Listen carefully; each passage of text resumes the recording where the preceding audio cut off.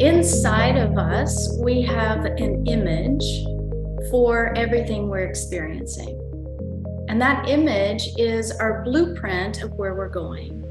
So I can say that in a very simple way. If I go out to my car right now and I sit in my car and I have no image of where I'm going, I'm not going anywhere. But if I have an image in my mind, oh, the grocery store or this road or the post office, then I'm going to turn the key and I'm going to go. So everything we experience in life creates an image, and that image becomes our blueprint for action. So we worked on a dream where this very important person needed to come to a very specific place. And the dream was incomplete because that person hadn't gotten to that very specific, important place. So what that tells me is there's a little block. There's not a full blueprint. I can't build a house if part of the blueprint is missing. So I need to fill in the whole blueprint in order to go forward. So we went back in and worked with the image of that dream to bring that important person to that very special place. And it shifted everything in the body.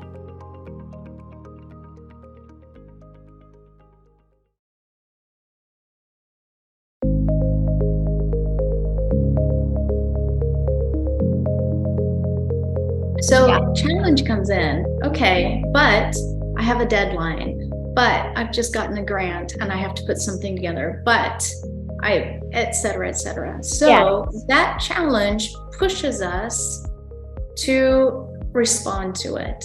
And in that response, either I get blocked from some kind of emotional reaction, anxiety, fear, et cetera, which may bring up belief systems. I was never really meant to be a dancer. Other dancers are more agile than me. Yes. Other people are more creative than me. Whatever the belief system is, that doesn't belong to the person, by the way. We come into this world a blank slate, no belief systems. We pick them up somewhere, but we can give them back. Either that's what happens with challenge, and or we push aside certain parts of ourselves that make us so wholesale unique. Because all of these very, very unique talents, somewhere or another, we start to think, if I exercise those talents, I'm responsible for something, I have to go somewhere with them, or maybe they won't be accepted, people won't understand me. So we push them aside. So when we have dreams, if we have like a repetitive dream that's just simply a nightmare. I've got to get to class and I show up and I don't have my pen and paper and everything. Okay, so that's a nightmare. It's acute and it's telling me that I have an emotional cramp around challenge. But there are 7 different kinds of dreams. And we have another kind of dream, which is a clear dream. And this clear dream is going to show me block, but it's also going to show me what I call the good, that are these talents that I'm not exercising, that I'm not using right now, that are right there, or else I wouldn't be dreaming them, and they're ready to come to the forefront and to be manifested and brought into what I'm doing. So I work to pull the good out, to grow that good. So at times my work is to help people overcome block. At other times, overcoming block is bringing out their uniqueness, the things that they're hiding or setting aside or putting on the back burner.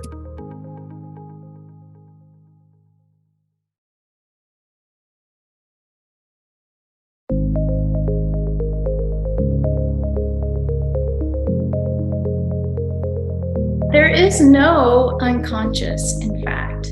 There's subconscious, but I can access it at any time. I can know a lot about who I am by looking inside. And so it's quite seamless. Really, whatever you're dreaming at night, you're living in the day. Whatever you're living in the day, you're dreaming at night.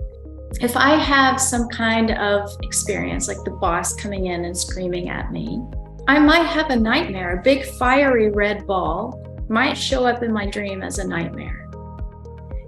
It's a seamless experience. I just have to know what it is that I'm experiencing Because in that moment, I'm not actually attentive to it because I'm trying to write the email to get this deadline taken care of. But just because a certain part of my attention is not focused on it doesn't mean that I'm not aware of it.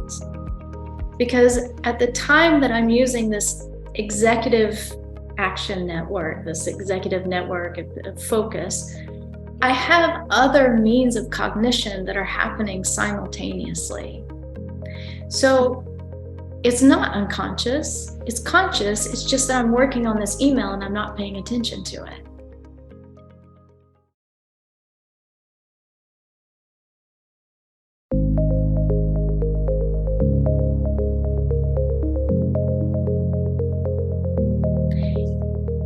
We're living in a modern world that doesn't take time to reflect.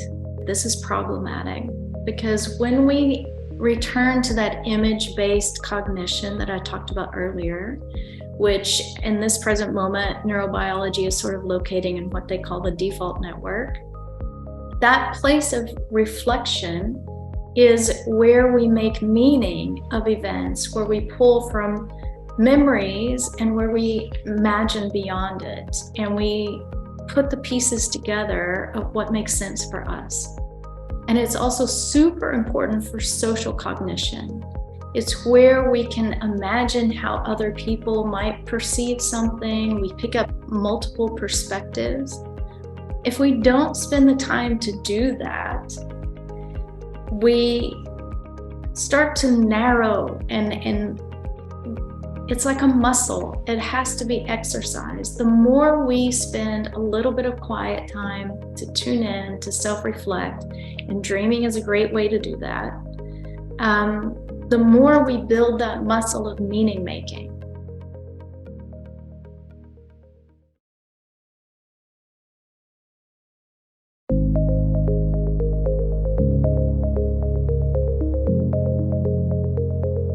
So what's really great about group classes, so I'll start with the dreaming classes first. So in our dreaming classes, we work with one dream each class, and we choose that dream through a short intuition exercise. And we use that means of choosing the dream because dreaming is personal, and yet when it's brought to a group and we've dreamed for group work, it also is going to have a lesson for everybody. And we have commonalities of experience being humans on this planet Earth. So I'm going to learn something from any other person's dream that I work with.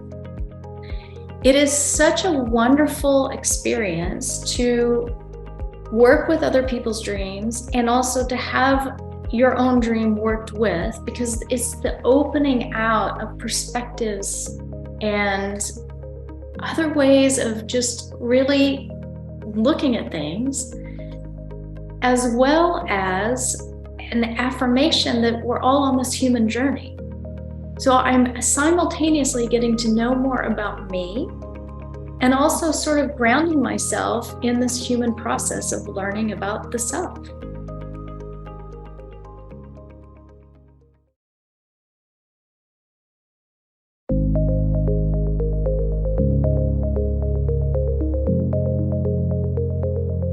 Children are so imaginative and they're in the present moment. This is why very often people don't pay a lot of attention to children, because they're talking and it was so exciting on the schoolyard, and then this big black swan came in and the children ran away and the parents like, I don't know what they're talking about. But it's because they're very in touch with that image thing.